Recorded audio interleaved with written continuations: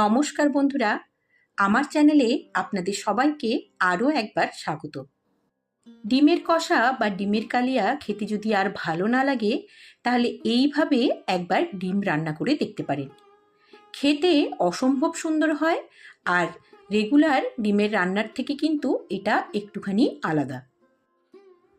রান্না করতেও খুব একটা বেশি সময় লাগে না, তাই যে কোনো দিন যে কোনো সময়ে আপনারা এই রেসিপিটা বাড়িতে তৈরি করে নিতে পারেন।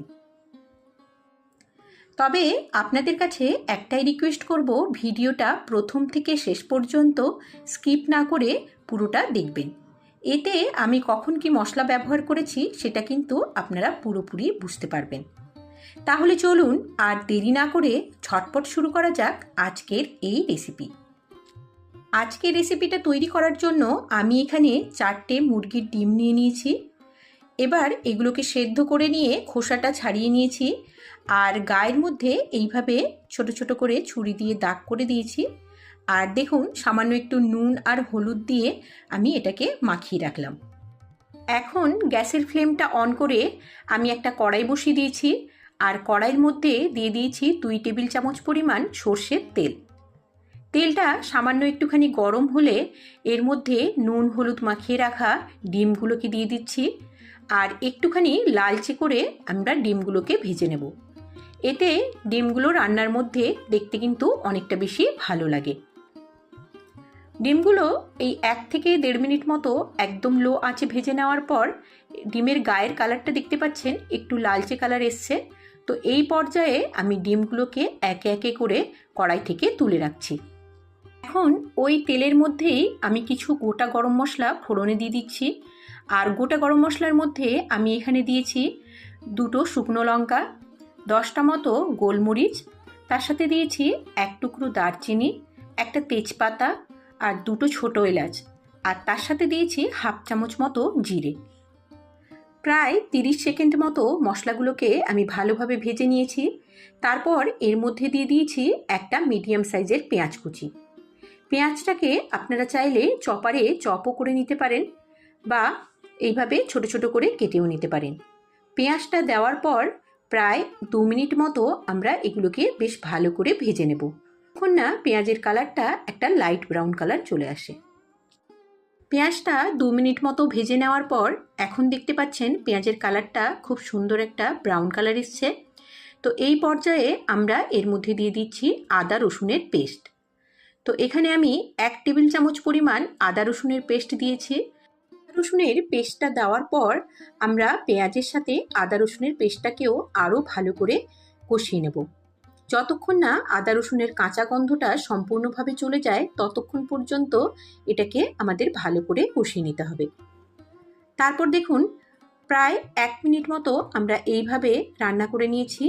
এরপর আমরা এর মধ্যে দিয়ে দেব কিছু বেসিক মশলাপাতি। গুঁড়ো মশলার মধ্যে আমরা দিয়েছি 1/4 চামচ পরিমাণ হলুদ গুঁড়ো, 1/2 চামচ পরিমাণ কাশ্মীরি লঙ্কার গুঁড়ো, আর 1/2 চামচ পরিমাণ ধনে গুঁড়ো। তারপর সব কিছু ভালো করে মশলার সাথে মিশিয়ে নিচ্ছি। মশলাটা কষানো হয়ে গেলে দেখতে পাবেন এইভাবে তেল ছাড়তে শুরু করেছে, আর ওই পর্যায়ে এর মধ্যে আমি দিয়ে দিচ্ছি 2 টেবিল চামচ পরিমাণ ফ্যাটানো টক দই। টক দইটা দেওয়ার সময় গ্যাসের ফ্লেমটাকে একদম লোতে রাখবেন, না হলে দরকার হলে ফ্লেমটাকে বন্ধই করে দেবেন। তারপর টক দইটা বেশ ভালো করে মিশিয়ে নেওয়ার পর আবার ফ্লেমটাকে অন করুন, তাতে টক দইটা ফেটে যাবে না। টক দইটা দেওয়ার পর আমরা মশলাগুলোকে আরও কিছুক্ষণ ভালোভাবে ভেজে নিচ্ছি। তারপরে দেখবেন যে দইয়ের যে জলটা ছিল সেটা একদম শুকিয়ে যাবে, আর মশলাটা থেকে একদম সুন্দর একটা তেল ছাড়তে শুরু করবে। তখন কিন্তু আপনারা বুঝতে পারবেন যে আপনাদের মশলাটা কষানো কিন্তু হয়ে গেছে। এই পর্যায়ে আমি দিয়ে দিচ্ছি 1/2 চামচ পরিমাণ গোলমরিচের গুঁড়ো আর পরিমাণ মতো নুন। তারপর আর একটুক্ষণ সব কিছু আমি ভালো করে কষিয়ে নিচ্ছি।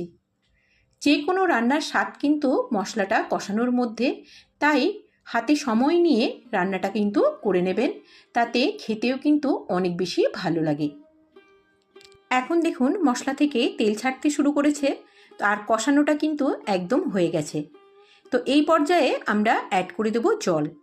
তো এখানে হালকা গরম জল আমি ব্যবহার করেছি 1/2 কাপ মতো। আপনারা প্রয়োজন অনুযায়ী ঝোলটাকে একটু কম বা বেশি করে নিতে পারেন। ঝোল দেওয়ার পর আমি মশলার সাথে বেশ ভালো করে ঝোলটা মিশিয়ে নিচ্ছি। এর মধ্যে এখন দিয়ে দিচ্ছি ভেজে রাখা ডিমগুলো, আর তার সাথে স্বাদ অনুযায়ী কাঁচা লঙ্কাটাও এই পর্যায়ে আমরা দিয়ে দিলাম।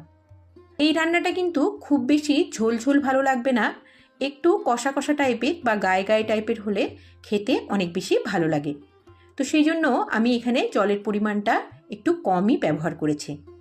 আর জল দেওয়ার পরে এটাকে খুব বেশিক্ষণ কিন্তু রান্না করার প্রয়োজন নেই, একটুখানি ফুটে এলেই তারপরে আমরা গ্যাসের ফ্লেমটা অফ করে দেব। রান্নাটা আমাদের প্রায় হয়ে এসছে।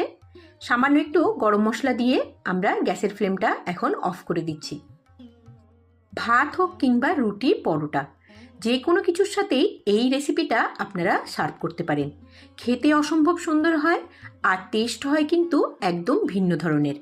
তাহলে আজকে আমার রেসিপিটা আপনাদের কেমন লাগলো সেটা কিন্তু কমেন্টে লিখে জানাতে ভুলবেন না। আর এরকম আরও রেসিপি পেতে হলে চ্যানেলটিকে সাবস্ক্রাইব করে পাশে থাকুন।